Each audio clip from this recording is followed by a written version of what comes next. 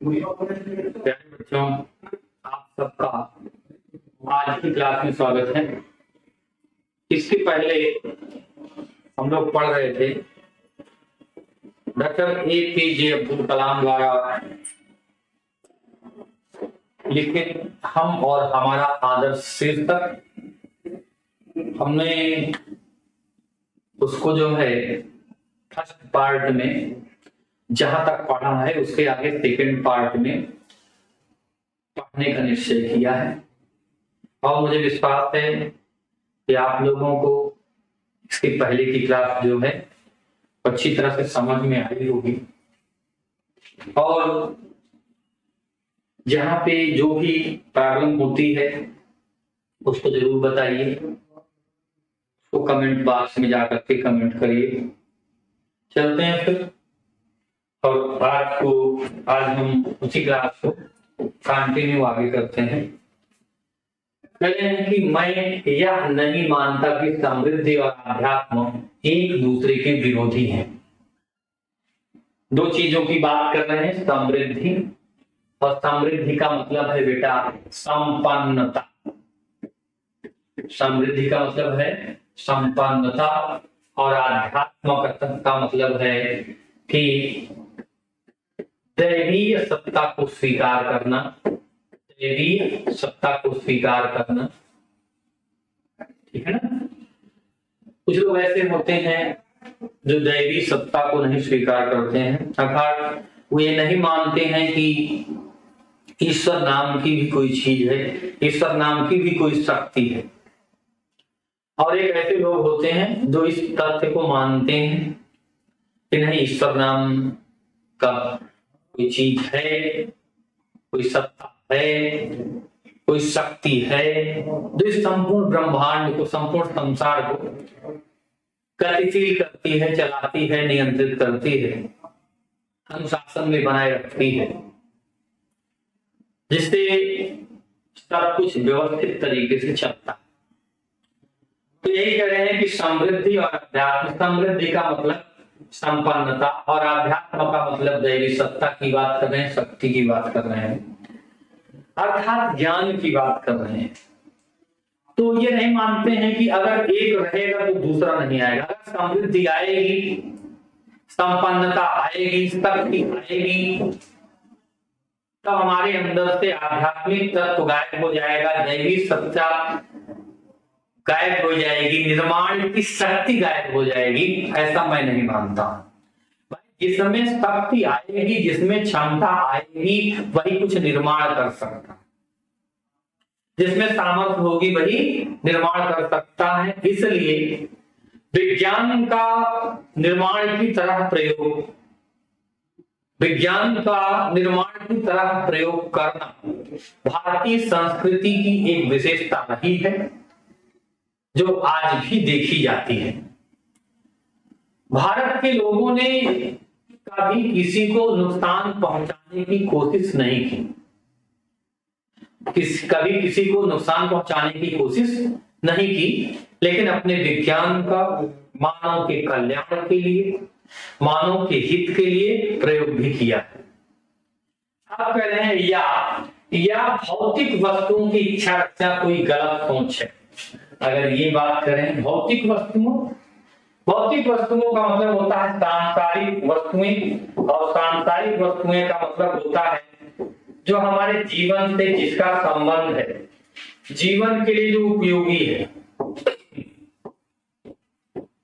जीवन के लिए जो उपयोगी है भाई, खाने पीने, जीवन को अच्छी प्रकार से चलाने के लिए जो सांसारिक वस्तुएं हैं, गाड़ी घोड़ा, रहन सहन, खान पान, कपड़े लत्ते आदि, ये मनुष्य के लिए, जीवन जीने के लिए, मनुष्य के जीवन में सहायक की भूमिका निभाते हैं। तो कह रहे हैं ये जरूरी भौतिक वस्तुएं प्राप्त करना सबको चाहिए, प्राप्त करने की कोशिश करनी चाहिए, प्राप्त करने की कोशिश करनी चाहिए और अपने आप को उससे संपन्न बनाना चाहिए। भौतिक वस्तुओं से, भौतिक वस्तुओं से यहाँ समृद्धि का अर्थ है। समृद्धि का मतलब भौतिक वस्तुओं की उपलब्धता से है, भौतिक वस्तुओं की उपलब्धता से है, तो उसी की बात कर रहे हैं। अब एक उदाहरण के तौर पर मैं खुद न्यूनतम वस्तुओं को भोग करते हुए जीवन बिता रहा हूं। कहते हैं मैं उदाहरण के तौर पर जब मैं अपनी ये बात कह रहा हूं, वो मेरे जीवन में दिखती भी है, अपने जीवन में उसको अपनाता हूं। और जीवन में अपनाने का मतलब क्या है? जीवन में अपनाने का मतलब ये है कि जो अपने जीवन में अपनाते हैं उसी को किसी को कह सकते हैं। यही एक आदर्शात्मक आचरण है, यही आदर्श गुण है, यही हमारे लिए भी आदर्श है और ये सबके लिए आदर्श है। एक छोटी सी कहानी भी याद आती है कि एक जो है माता और उसका माता ही थी और उनका पुत्र था, छोटा सा बच्चा था। तो बेचारा गुड़ बहुत खाता था, गुड़ बहुत खाता था। माता जी परेशान थी, दांत उसके खराब हो गए थे। तो एक थोड़ा सा दूर पर 2-4 किलोमीटर की दूरी पर एक बाबा जी रहते थे, सन्यासी बाबा। तो उनके पास माता जी बच्चे को लेकर के गई, तो कहे कि महाराज जी ये गुड़ बहुत खाता है। ठीक है, कल आओ फिर हम बताते हैं क्या करना, कल आओ फिर हम बताते हैं क्या करना। फिर क्या हुआ, दूसरे दिन फिर माता जी पहुंच गए, बोले कि महाराज जी ये गुड़ बहुत खाता है। माता जी अब 2-3 दिन बाद तब बताएंगे। 2-3 दिन बाद जो है फिर माता जी पहुंच गई, भाई बच्चे को सुधारना था, पहुंचना ही पड़ता है। फिर 2-3 दिन बाद गए, फिर कहे कि आ गई माता जी, बोली कि महाराज जी गुड़ बहुत खाता है। एक हफ्ते बाद, एक हफ्ते बाद आया, एक हफ्ते बाद फिर गई माता जी, जैसे कहीं महाराज जी गुड़ बहुत खाता है। तो महाराज जी ने कहा कि देखो बच्चा, गुड़ मत खाया करो, नहीं तो सब दांत खराब हो जाएंगे। हफ्ते में माता जी बिल्कुल गुस्सा हो गई, अरे कहा इतना ही कहना था, तो इतने दिन से 3 बार से हमको क्यों वापस कर रहे? तो महाराज जी ने कहा कि नहीं माता जी ये बात नहीं है, पहले मैं ही गुड़ खाता था। जब आप पहली बार आई थी तो मैंने सोचा था कि एक दिन में मैं गुड़ छोड़ दूं, कोई बहुत बड़ी बात नहीं है, एक दिन में छोड़ दूंगा, कल आएंगे तो मैं बता दूंगा। अब फिर मैंने आपको 3-4 दिन का टाइम लिया कि 3-4 दिन बाद छोड़ दूंगा, चलो एक दिन मैंने थोड़ी कोशिश करते करते 3-4 दिन बाद आए तब भी नहीं छूटा। फिर मैंने आपको 1 हफ्ते बाद बुलाया, और 1 हफ्ते बाद बुलाने का मकसद ये था कि 1 हफ्ते में तो पक्का छोड़ दूंगा, और आज मैंने छोड़ दिया है। तो इसलिए मैं कह रहा हूं कि भैया गुड़ खाना खराब है, छोड़ दो। कहने का भाव क्या है कि जो चीज हम करते हैं, जो चीज हम करते हैं उस चीज के लिए किसी दूसरे को रोक नहीं सकते हैं। ये होता है चरित्र का बल, ये होता है आचरण का बल, ये होता है आदर्शात्मक अनुशासन। क्या होता है? अनुशासन। आदर्शात्मक अनुशासन इसे ही कहते हैं। और हमारा अनुशासन, हमें क्या पढ़ना है? हम और हमारा आदर्श पढ़ना है। आदर्श का मतलब शीशा होता है, दर्पण होता है, जो कुछ हम अपने आचरण में करते हैं उसी को दूसरे के सामने प्रस्तुत कर सकते हैं। पता चला आज तो दुनिया बड़ी विचित्र है, अपना कुछ भी करेंगे दूसरे को मना करेंगे, ऐसे नहीं चलता है जीवन। यही कह रहे हैं कि भाई मैं खुद न्यूनतम से न्यूनतम वस्तुओं का उपभोग करके जीवन बिताता हूँ, जितना कम से कम भौतिक वस्तुओं का उपभोग कर सकूं, यही मेरे जीवन का उद्देश्य है, यही मेरे जीवन की थीम है, जीवन शैली है। तो कह रहे हैं लेकिन मैं सर्वत्र समृद्धि की कार्य करता हूं। अब न्यूनतम से आप कह दीजिए भाई कि जब कम से कम में ही जीवन बिताना है तो फिर किस लिए समृद्धि की क्या जरूरत है? कह दो भैया जब हमको योगी बाबा ही बने रहना है, सारी चीजों का त्याग ही करना है, तो फिर सारी चीजें संचित क्यों करें? प्रश्न ये भी उठता है। लेकिन कह रहे हैं नहीं, समृद्धि अच्छी चीज है, समृद्धि अच्छी चीज है, समृद्धि होनी चाहिए। संपन्नता होनी चाहिए। अरे अब बताओ, जिसके पास कुछ है ही नहीं है उसको त्याग करने के लिए कहाँ है भाई? जिसके पास मोटरसाइकिल ना हो, जिसके पास कार ना हो, उसको त्याग कहाँ है उसके अंदर? उसके पास तो है नहीं होती तो चल जाता। अब जिसके पास है, जिसके पास है वो पैदल जाए, मॉर्निंग वॉक करे, घूमे, तब वो क्या होता है? तब वो त्याग की भावना होती है। उसी तरह से कह रहे हैं कि भाई समृद्धि हो, अच्छी बात है, लेकिन समृद्धि भी त्याग का भाव होना चाहिए। और त्याग कब होगा? जब कोई चीज होगी तब तो त्याग करेगा, नहीं तो काहे लिए त्याग करेगा? जब कोई चीज आपके पास उपलब्ध हो और उसका आप उपभोग करना करो, तब वह त्याग कहलाता है। बात समझ में आ गई? कह रहे हैं कि क्योंकि समृद्धि अपने साथ सुरक्षा तथा विश्वास लाती है। क्या करती है भाई? ये संपन्नता क्या लाती है? सुरक्षा लाती है। संपन्नता, भाई हमने कोई चीज संग्रहित कर लिया, इकट्ठा कर लिया, संग्रहित कर लिया, इकट्ठा कर लिया, कम से कम में जीवन व्यतीत करते हैं, लेकिन किसी कारण से ऐसा हो गया कि हमारा आय का स्रोत ही बंद हो गया, कमाई का स्रोत ही बंद हो गया, तो कम से कम बचे हुए जीवन को हम बिता तो सकते हैं। इसलिए संचय की प्रवृत्ति भी होनी चाहिए। अब संचय कैसे होगा भाई? सुरक्षा कैसे मिलेगी? जब आर्थिक रूप से मजबूत रहेंगे तो, चाहे आर्थिक रूप से कहिए, चाहे शारीरिक रूप से कहिए। अब आपके शरीर में ताकत है तो क्या करेंगे? आपके शरीर में ताकत है तो क्या करेंगे? उसका मिस यूज करेंगे। अरे उसको सुरक्षित रखिए, जितना जरूरत उतना लगाइए, जब जरूरत पड़ेगी तब लगाइएगा।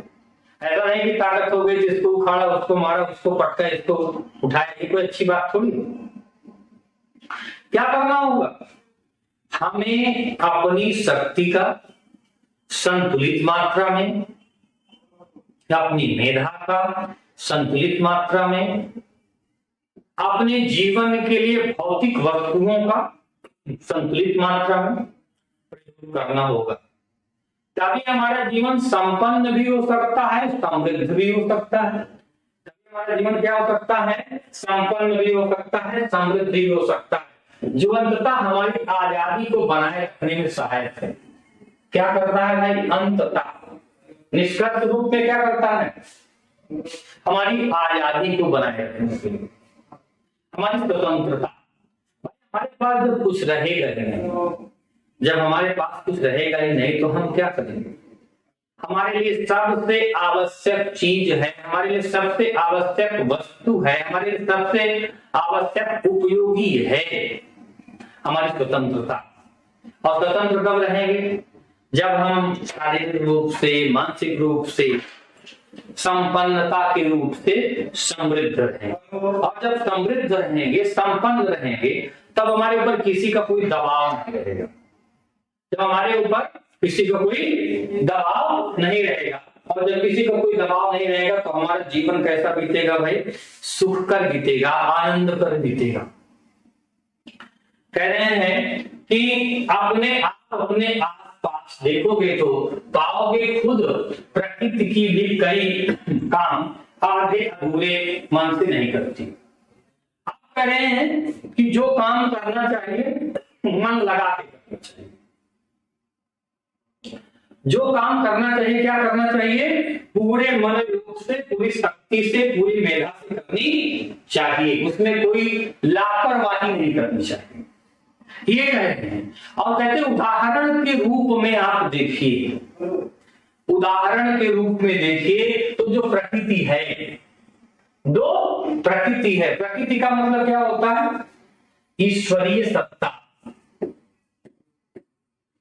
ईश्वरीय सत्ता या ईश्वर प्रदत्त, या कहते हैं ईश्वर प्रदत्त, जो ईश्वर के बनाए गए नियम है।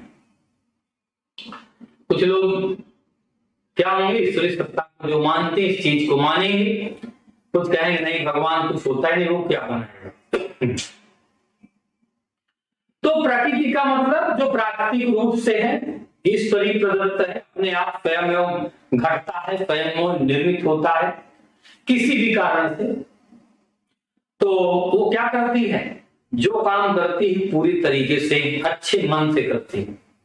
अब अगर बात करें कि जैसे बसंत आता है तो जितने वृक्ष हैं, जितनी वनस्पतियां हैं, सब में पुष्प आते हैं, सब में पत्ते आते हैं, सब हरे भरे होते हैं। ऐसा नहीं है कि किसी को छोड़ दे, किसी में ना आए। हर एक, अगर आम के वृक्ष में फूल आने का, बौर आने का, कुंजरी आने का क्या होता है भाई? फूल भी कहते हैं उसको, उसको भी कहते हैं, क्या कहते हैं? मंजरी भी कहते हैं। ठीक है। और इसको इसको केसर भाषा में कहा जाता है बौर। जब समय आएगा, जब आम के वृक्ष में, जब आम के वृक्ष में फल आएंगे, फूल आएंगे, तो चाहे जहां हो आम का वृक्ष, चाहे जहां हो आम का वृक्ष, वही फल आएगा। ऐसा मतलब नहीं है कि इलाहाबाद में जो होगा, प्रयागराज में जो आम के वृक्ष होंगे वहां पुष्प, बौर, फल आएंगे, और जो लखनऊ में होगा वहां नहीं आएगा। प्रकृति सबके साथ समानता का व्यवहार करती है और जहां करती है समान रूप से करती है। कुछ प्राकृतिक विभिन्नता के आधार, कुछ प्राकृतिक विभिन्नता के आधार पर प्रक्रियाएं होती हैं, वो एक अलग विषय है, वो एक अलग विषय है, बिंदु है। जैसे देखते हैं भाई, बंगाल में कहते हैं, बंगाल में वर्ष के 12 महीने धान की खेती होती है। वर्ष के 12 महीने 3 फसलें धान की वहां उगाई जाती हैं। हम लोगों के यहाँ वर्ष में धान की केवल एक फसल उगाई जाती है। हम लोगों का मतलब यूपी की बात, हम लोगों का मतलब यूपी की बात करते हैं। या यूपी में मैक्सिमम जो क्षेत्र है वहां पर एक बार धान की फसल उगाई जाती है, और यही धान की फसल बंगाल में 3 बार उगाई जाती है। तो है कुछ प्राकृतिक विभिन्नता, लेकिन समानता भी है। समानता ये है कि धान के लिए पानी की जरूरत है, जहां पानी बरसेगा, जब मौसम ठंडा हो, पका हो, ये भी एक कारण। तो कह रहे किसी बगीचे में जाइए, एक उदाहरण भी दे दिया कि मौसम में आपको फूलों की बहार देखने को मिलेगी। आप बगीचे में जाएंगे तो हर एक पौधे में, हर एक वृक्ष में पुष्प खिले हुए दिखाई देंगे। अथवा ऊपर की तरफ देखें, ऊपर की तरफ देखें मतलब आसमान की तरफ देखें, ऊपर की तरफ देखें मतलब आसमान की तरफ देखें। यह ब्रह्मांड आपके अनंत तक फैला दिखाई देगा। आपके अनंत तक, माने जहां तक आपको दिखाई देता है, जहां तक दिखाई देता है वहां तक ये दिखाई देगा, जहां तक आपकी दृष्टि जाएगी। जहां तक, अनंत का मतलब जिसकी कोई सीमा नहीं, और जिसकी सीमा ना हो तो सीमा का मतलब क्या होता है भाई, जहां तक दिखाई देगी। एक नॉर्मल आंखों से दिखाई देती, फिर एक दूरबीन से दिखाई देती, फिर दूरबीन की भी अपनी क्षमता होती है। जहां तक आप देख सकते हैं, जहां तक समझ सकते हैं, जहां तक जान सकते हैं, प्रकृति आपको वहां तक दिखाई देगी, प्रकृति आपको वहां तक मिलेगी। कहते हैं आपके यकीन से परे, कहते हैं आप जो विश्वास नहीं करते हैं, आपको उसकी दृष्टि पर देख करके विश्वास ही नहीं होगा कि संसार इतनी दूर तक फैला हुआ है, संसार इतनी दूर तक पसरा हुआ है। ठीक है भाई, किसी को कहीं पे कोई भी प्रॉब्लम होगी तो बताएंगे, संकोच करने की जरूरत नहीं है। फिर कह रहा हूं, पिछली क्लास पर आप लोगों ने अच्छे से पढ़ा है और आपके लिए उसी क्लास को आगे हम पढ़ाने के लिए, और जहां पे भी आपको दिक्कत हो बिल्कुल बताना। कहते हैं जो कुछ भी इस संसार में देखते हैं, इस संसार में क्या है, जो कुछ भी है, संसार में 2 तरह की चीजें हैं। कौन सा? एक होता है सजीव, एक निर्जीव। दो प्रकार की चीजें जो भी हैं, स्थावर जंगम जो भी हैं, सजीव निर्जीव जो कुछ भी हैं, वो सब किसके कारण है? वो कहते हैं कि वो सब ऊर्जा, वह सब ऊर्जा का ही स्वरूप है। ऊर्जा का मतलब क्या है? शक्ति का। ऊर्जा का मतलब क्या है भाई? शक्ति का स्वरूप। किसी न किसी शक्ति के कारण, किसी न किसी क्रिया के कारण उन सबका निर्माण होगा। उन सबकी रचना के पीछे वही शक्ति तो लगेगी।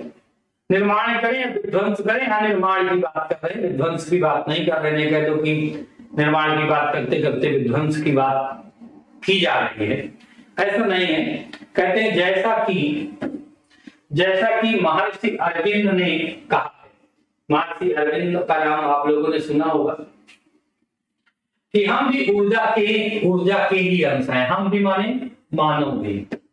मानव किसका अंग है भाई? ऊर्जा के परिणाम स्वरूप, शक्ति के स्रोत के परिणाम स्वरूप जो है मानव का निर्माण हुआ है। सब कुछ इस संसार में जो कुछ भी है, सजीव निर्जीव जो कुछ भी है, वो किसका है? ऊर्जा का ही प्रतिरूप है, ऊर्जा का ही प्रतिबिंब है। इसलिए जब हमने यह जान लिया है कि आत्मा और पदार्थ दोनों की अस्तित्व का हिस्सा है, क्या कर दिया? आत्मा और पदार्थ दोनों क्या है? दो ही क्या है? अगर इन दोनों के कारण ही किसी चीज का अस्तित्व है। अगर किसी वस्तु का, व्यक्ति का, समाज का, जो कुछ संसार में है, प्राकृतिक या कृत्रिम, सजीव या निर्जीव, उसका अस्तित्व क्यों है? दो चीजें उसमें मिली हुई हैं, एक आत्मा है, एक पदार्थ। पदार्थ का मतलब उसका गुण, तत्व की बात कर रहे हैं, तो दोनों मिल करके उसका निर्माण करते हैं। वे एक दूसरे के से पूरा तादात्म्य रखे हुए हैं। एक दूसरे से कैसे रखे हुए हैं? जुड़े हुए। तादात्म्य रखना का मतलब क्या होता है? उनके आत्मिक संबंध को स्थापित करना। एक दूसरे के क्या है? एक दूसरे से तादात्म्य रखे हुए हैं। तो हमें यह एहसास भी होगा कि हमें यह एहसास भी होना, माने ऐसा महसूस होता है। क्या होता है भाई? ऐसा महसूस होता है। क्या महसूस होता है? कि भौतिक पदार्थों की इच्छा। भौतिक पदार्थ का मतलब जो हमारी इच्छाओं के अनुसार है, जो भौतिक विज्ञान या तकनीकी के कारण, भौतिक सुखों के कारण है, भौतिक सुख के कारण है। सांसारिक, भौतिक सुख का मतलब सांसारिक सुख। दो प्रकार के सुख होते हैं, आध्यात्मिक सुख, सांसारिक सुख। आध्यात्मिक सुख का मतलब आत्मा का सुख, परलोक का सुख, और यहाँ का मतलब क्या होता है? इंद्रिय जनित सुख की बात कहते हैं। तो कह रहे हैं कि इच्छा रखना किसी भी दृष्टि कोण से शर्मनाक या गैर आध्यात्मिक बात नहीं है। कहते हैं भौतिक पदार्थों की इच्छा रखना, सांसारिक वस्तुओं की इच्छा रखना और उनको प्राप्त करने का प्रयास करना, उनको प्राप्त करने का प्रयास करना किसी भी दृष्टिकोण से, मतलब ऐसा नहीं कि हम भौतिक वस्तुओं की अगर हम इच्छा करते हैं, भौतिक वस्तुओं को चाहते हैं, तो हम कोई गलत काम कर रहे हैं। उसमें हमें लज्जित होने की आवश्यकता नहीं है, शर्म का कोई कारण नहीं है। या आध्यात्मिक, माने एक हमने बताया आध्यात्मिक है, उसकी बात करते हैं, और एक गैर आध्यात्मिक मतलब ऐसी बात करें जिसका आध्यात्म से कोई संबंध नहीं है, तो वो भी, उस पर भी हमें कुछ कर्म करने की जरूरत नहीं है। भौतिकता भी हमारे जीवन का जो आध्यात्मिक और भौतिक पक्ष है, तो आध्यात्मिक पक्ष का जितना हमारे जीवन में महत्व है, भौतिक पक्ष का भी उसी प्रकार से हमारे जीवन में महत्व है। एक सिक्के के दो पहलू हैं। जीवन को सुखमय बनाने के लिए, जीवन को सुखमय बनाने के लिए, समाज को सुखमय बनाने के लिए, अगर हमने अपने आचरण को सुखमय बना दिया, अपने आचरण को अच्छा कर दिया, तो हमारे कारण से हमारे इर्द गिर्द, हमारे आसपास जो वातावरण बनेगा, जो परिवेश बनेगा, वो बहुत ही सुखद होगा, बहुत ही आनंददायक। होगा। समझ में आ रही बात? कहीं पे किसी को कोई दिक्कत हो तो निश्चित रूप से बताएंगे। ठीक है बेटा, चलते हैं आगे।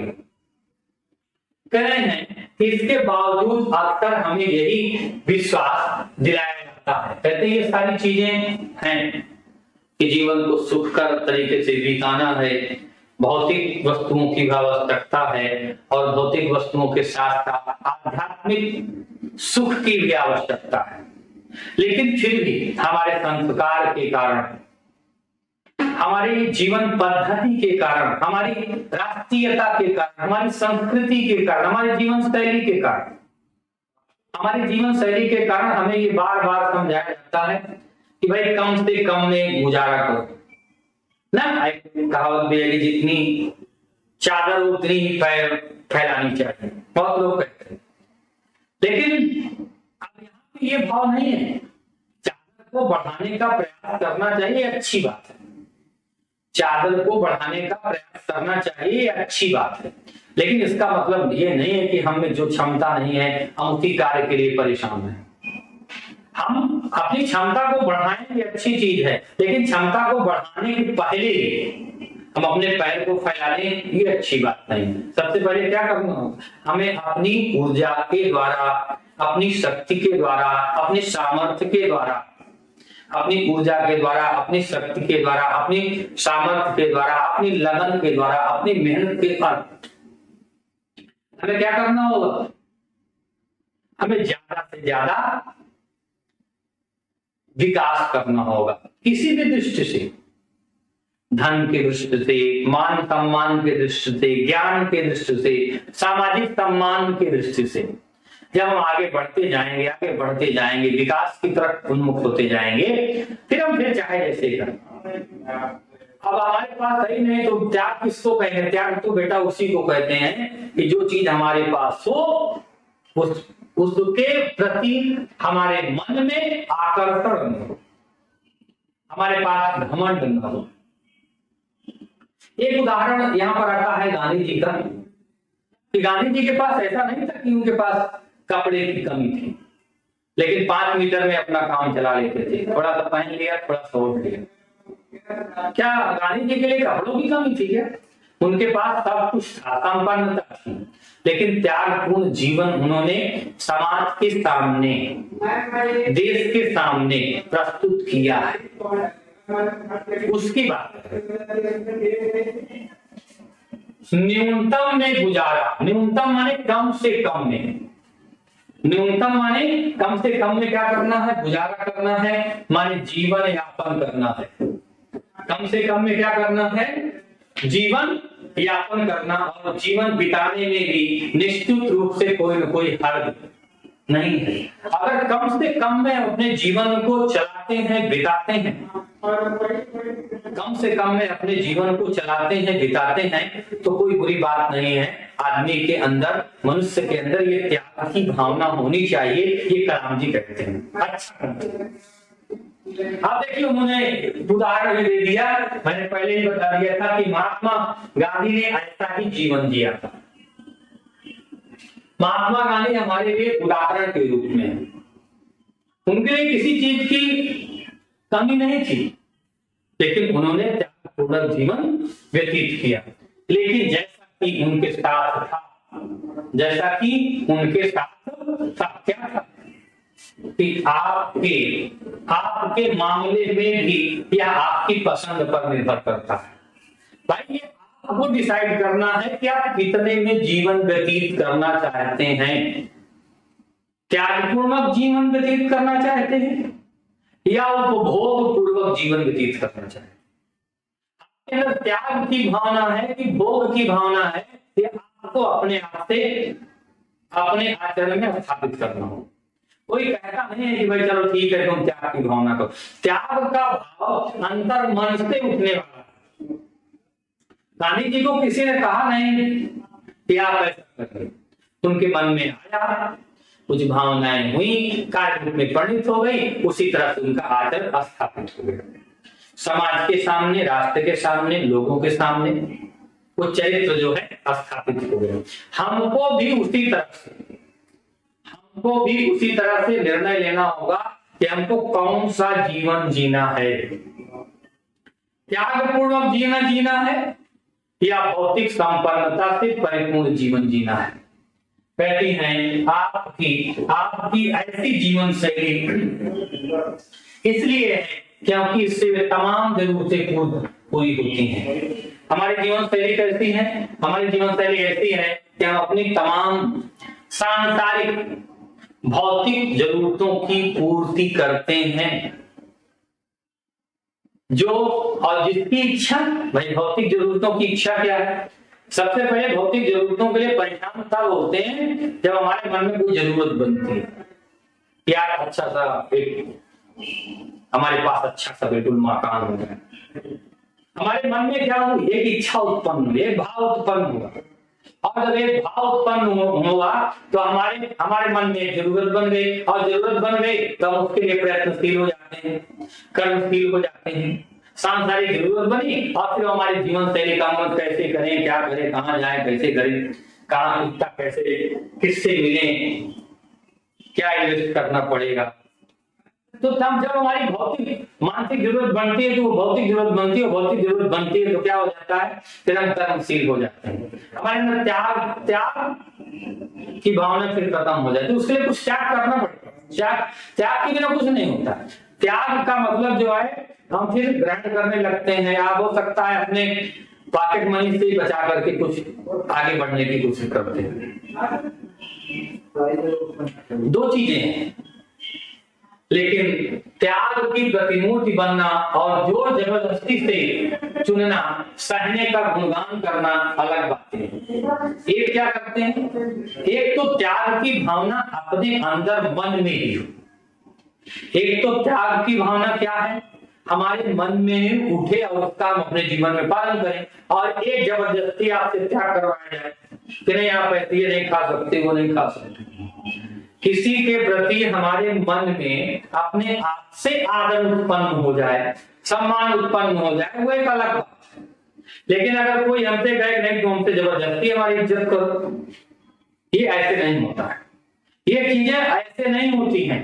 प्यार की भावना स्वयं में ही उत्पन्न होती है, भोग की भावना भी स्वयं में उत्पन्न होती है। किसी के कहने और करने से उसका मनुष्य के जीवन पर उतना प्रभावशाली असर नहीं होता है। ये क्या है? ये हमारे जीवन के आदर्श हैं, हमारे जीवन के अंग हैं। और हमारे जीवन के अंग का मतलब ये है कि इन्हें हमें क्या करना चाहिए? अपने जीवन में अपनाना चाहिए। क्या अपनाना चाहिए? त्याग की भावना को उदारता से। कहते हैं हमारी युवा शक्ति, युवकों की बात कर रहे हैं, युवा शक्ति से संपर्क कायम करने में, माने उनसे बातचीत करने में, मिलने में, उनसे जो हम संपर्क आते हैं, फैसले का आधार भी यही रहा है। हम क्यों बच्चों से मिलना चाहते हैं? युवकों से क्यों मिलना चाहते हैं? हम बच्चों से इसलिए मिलना चाहते हैं कि उनकी इच्छाओं को जागृत किया जा सके, उनकी इच्छाओं को जागृत किया जा सके। इनका एक वाक्यांश बहुत फेमस है कि सपने वो नहीं होते हैं जो बंद आंख, क्या कहते हैं, खुली बंद आंखों से देखे जाते हैं। सपने वो नहीं होते जो बंद आंखों से देखते हैं। सपने वो होते हैं जो हमें क्या करते हैं भाई? सोने नहीं देते हैं। सपने वो नहीं होते जो बंद आंखों से देखे जाते हैं। सपने वो होते हैं जो हमें सोने नहीं देते हैं, आंख बंद करने ही नहीं देते। अगर ये ऐसा सपना पाल रखा है आपने, अपने मन में ऐसी जिज्ञासा है, ऐसी इच्छा, ऐसी चाहत है, उसके लिए क्या करना होगा? कर्म करना होगा, तब सपनों की पूर्ति होती है। परिश्रम करना होगा, तब सपनों की पूर्ति होती है। उनके सपनों को जगाना और उन्हें बताना कि अच्छे और भरे पूरे और सुख सुविधाओं से पूर्ण जीवन के सपने देखना तथा फिर उसका स्वर्ण युग के लिए कायम करना सही है। जो हम सपने देख रहे हैं और वो कैसा है? वो सपने अच्छे हैं। उनके सपनों को सही दिशा में ले जाने का हमें क्या करना होगा? भरपूर प्रयास करना होगा। अब कुछ सपने होते हैं और सपने कैसे होने चाहिए? रचनात्मक होने चाहिए। सही सोच रहे हैं, कभी कभी गलत भी सोचते हैं युवक। अगर गलत सोचते हैं तो उनको क्या करना है? उनको सही दिशा दिखाना है, उनकी ऊर्जा को सही दिशा में लगाना है, उनके सामर्थ्य को सही दिशा में लगाना है। और कहते हैं भले पूरे और सुख सुविधाओं से पूर्ण जीवन के सपने देखना। ऐसा जीवन देखना जो जीवन समृद्धमय हो। अगर हर एक भारतीय युवक इस प्रकार का सपना देखने लगे, इस प्रकार से सोचने लगे, सब लोग आगे बढ़ने की कोशिश करें, तो धीरे धीरे एक ऐसा माहौल बनेगा, एक ऐसा वातावरण बनेगा जो भारत उन्नति के शिखर पर पहुंच जाएगा। भारत के स्वर्णिम युग को आने से कोई नहीं रोक सकता, क्योंकि भारत की समृद्धि के पीछे क्या कारण है? जब जन समृद्ध होंगे, जब लोग संपन्न होंगे और युवा शक्ति में जब ऐसा विश्वास होगा, तो निश्चित रूप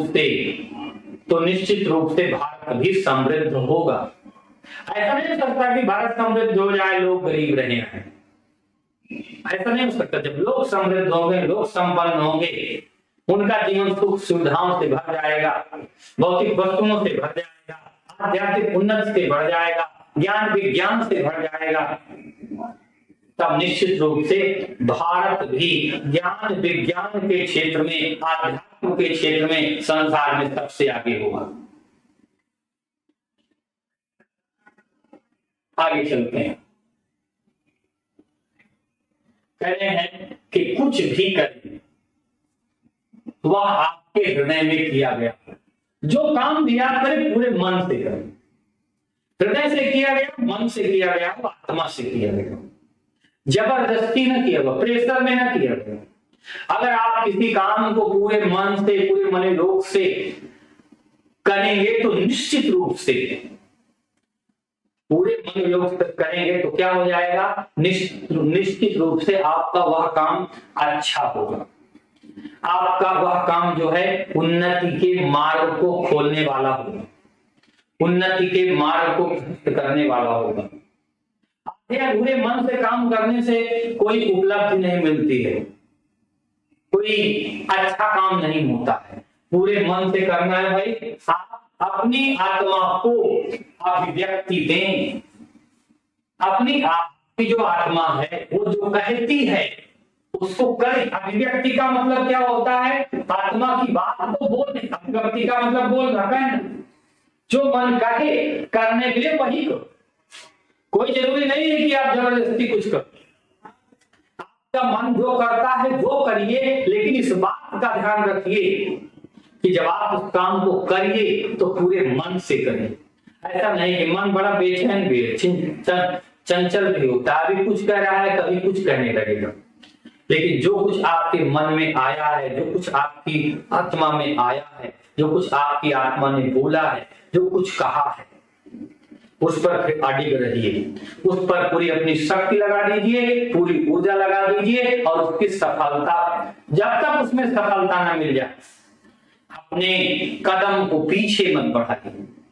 पूरी ऊर्जा से, पूरी शक्ति से अगर निश्चित रूप से आप कार्य करेंगे तो आपका जीवन कैसा हो जाएगा? समृद्ध हो जाएगा, संपन्न हो जाएगा। ठीक है? कहीं पे किसी को प्रॉब्लम हो तो बताइए। और इस तरह आप अपने आसपास जो प्यार और खुशियों का प्रसार कर सकेंगे। अगर इसी दृष्टिकोण से आप कार्य करेंगे, लोगों के जीवन को संपन्न बनाने में, युवकों की बात कर रहे हैं, अपना जीवन तो संपन्न होगा ही होगा, अपना जीवन तो संपन्न होगा ही होगा, और लोगों का भी जीवन संपन्न होगा। आपको देख करके, आपसे सीख करके, आपका अनुकरण करके बहुत से लोग इसी समृद्धि के मार्ग पर आगे बढ़ जाएंगे, इसी समृद्धि के मार्ग पर आगे बढ़ जाएंगे, इसी आध्यात्म के मार्ग पर आगे बढ़ जाएंगे, इसी उन्नति के मार्ग पर आगे बढ़ जाएंगे, इसी विकास के मार्ग पर आगे बढ़ जाएंगे। ठीक है भाई? अगर कहीं पे किसी को किसी तरह की प्रॉब्लम हो तो निश्चित रूप से बताएंगे। अब मुझे लगता है कि आप लोगों को कोई प्रॉब्लम नहीं होगी। इसी तरह से पढ़ते रहिए, बताते रहिए, कमेंट करते रहिए, लाइक करते रहिए, शेयर करते रहिए, जो प्रॉब्लम हो वो बताते रहिए। आज की क्लास हम लोग यहीं पे खत्म करते हैं, मिलती हैं अगली क्लास में। आज की क्लास के लिए आप सबको मेरी तरफ से, मेरे पूरे साथियों की तरफ से बहुत बहुत धन्यवाद, बहुत बहुत आशीर्वाद, बहुत बहुत शुभकामनाएं। Okay, thank you, bye bye.